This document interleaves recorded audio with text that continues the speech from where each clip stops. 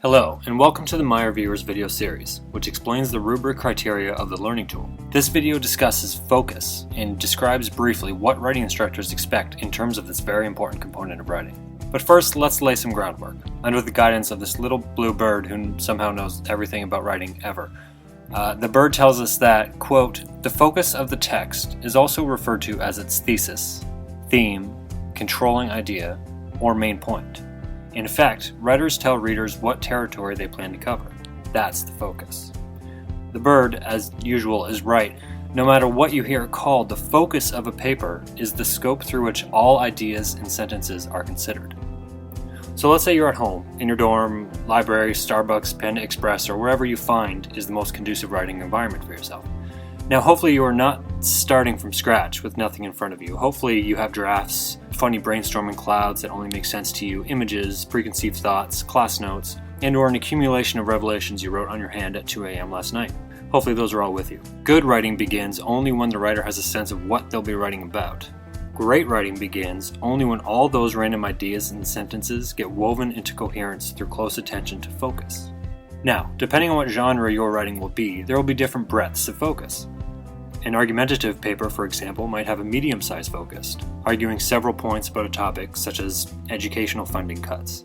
A personal narrative might have a narrow focus, relaying details and meaning from a specific childhood experience, such as the loss of a family member.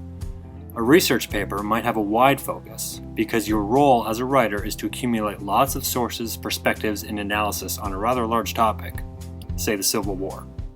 But it's more complicated than this, as the little bluebird has managed to discover.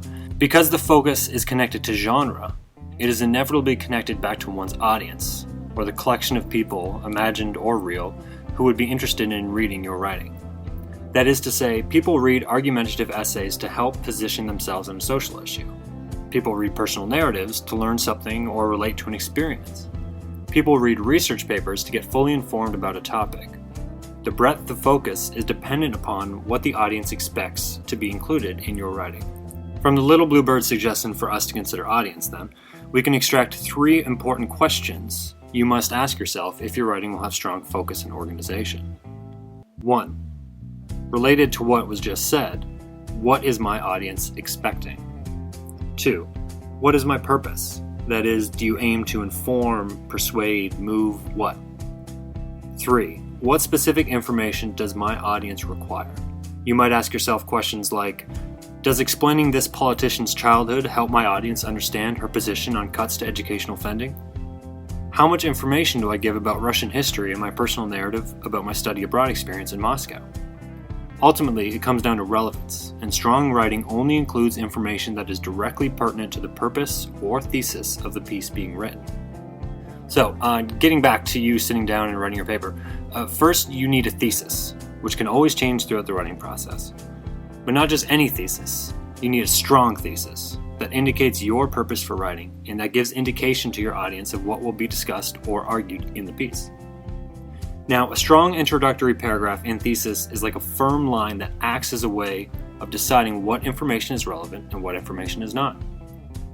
Think of it like a road. Yes, little bluebird, I just said that. Along your journey from start to finish, you will come across a variety of sources, quotes, arguments, and analysis from others and from yourself. To maintain good focus is to properly decide which to include and which to exclude. If a bit of material helps you achieve your goal, include it. If you deem it extraneous to the primary goal of the piece, discard it.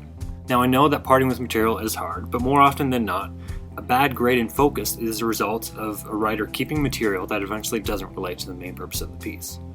When your teacher is assessing your writing for focus, they are evaluating you on 2 main criteria. 1, the extent to which the material included coincides with the purpose of the paper. And 2, whether or not each source, analysis, argument, quote, or paragraph relates back to or supports the main thesis stated at the beginning. So if you take into consideration what has been discussed in this video and apply it to your own writing process, you will soon find that your writing will become more and more in focus.